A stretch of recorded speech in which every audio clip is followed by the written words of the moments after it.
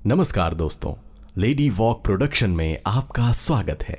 उत्तराखंड के चंपावत जिले में लोहा घाट की खूबसूरत वादियों के बीच बसा है एबॉट माउंट, जो कि समुद्र तल से 1981 मीटर ऊंचा है। 19वीं सदी में जब अंग्रेजों का शासन था, तब जॉन हैरोल्ड एबॉट अपने परिवार के साथ यहाँ पर आकर बसे थे।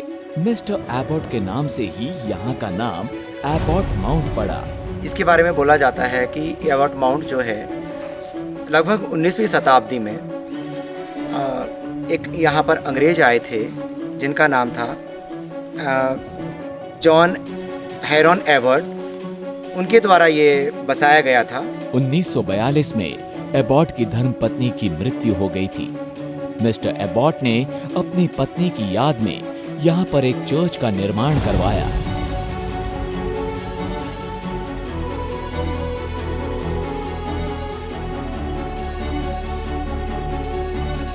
उन्होंने कई साल यहाँ रहने के बाद लंदन वापस जाने का फैसला किया।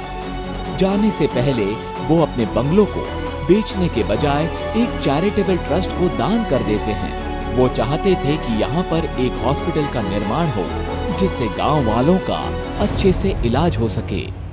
मिस्टर एबॉट के जाने के बाद यहाँ पर एक हॉस्पिटल बनाया गया जिसमें बहुत सारे अच्छे डॉक्टर्स थे और अच्छी चिकित्सा की सुविधा होने की वजह से ये हॉस्पिटल काफी प्रसिद्ध हो गया।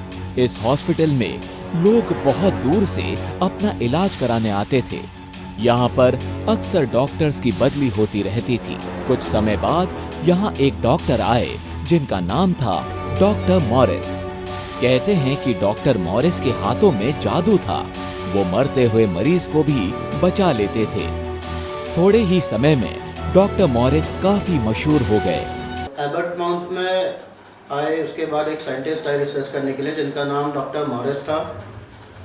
वो उस समय जाने माने प्रसिद्ध डॉक्टर हुआ करते थे इस पूरे इलाके के, क्योंकि वो क्या करते थे, जो भी पेशेंट वगैरह आता था उनको देख के उनकी नर्स वगैरह चेक करके ही बता देते थे कि क्या बीमारी है उन्हें और इसका इलाज कैसे होगा। तो उस टाइम पे ये जो चैरिटेबल ट्रस्ट हॉस्पिटल इन्होंने जो बनाया था वो चैरिटेबल था, तो फ्री ऑफ कॉस्ट वहाँ इलाज होता था उस जगह पर। तो बहुत दूर दूर से लोग आके अपना इलाज करवाते थे उनसे। और डॉक्टर मॉरिस के अभी रिसर्च वगैरह में काफ़ी आगे थे उस टाइम पे। उनका नाम अभी भी चलता है, काफ़ी बुक्स वगैरह में उनका नाम अभी भी दिया गया है।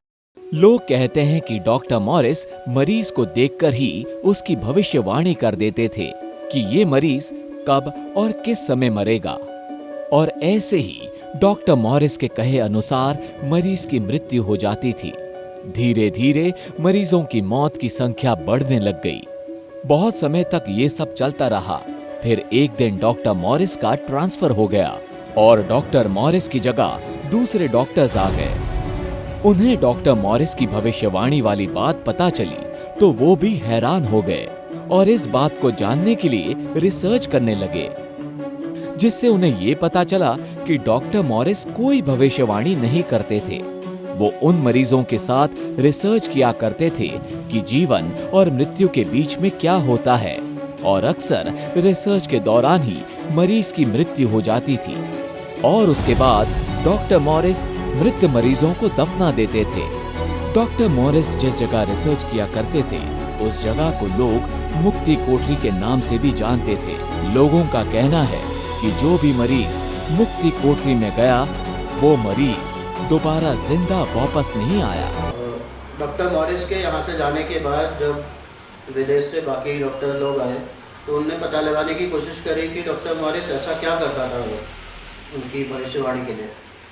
तो ये पता लगा कि वो जो पेशेंट आते थे उनके ऊपर रिसर्च करने के लिए उनका ब्रेन वगैरह और ये सब दिमाग वगैरह खोल के रिसर्च करता था। तो उसी टाइम पे उनका इलाज करने के ही साथ साथ क्या होता था, बहुत सारे लोग मर भी जाते थे। तो वही डॉक्टर मॉरिस क्या करता था, इनकी डेड बॉडीज आसपास की जगह में वहीं दफना देता था। एबॉट माउंट की बहुत सारी कहानियां हैं। बहुत सारे लोग ये भी कहते हैं कि रात में यहाँ भूतिया घटनाएं भी घटती हैं, पर हमारा अनुभव ये कहता है कि यहाँ ऐसा कुछ भी नहीं है।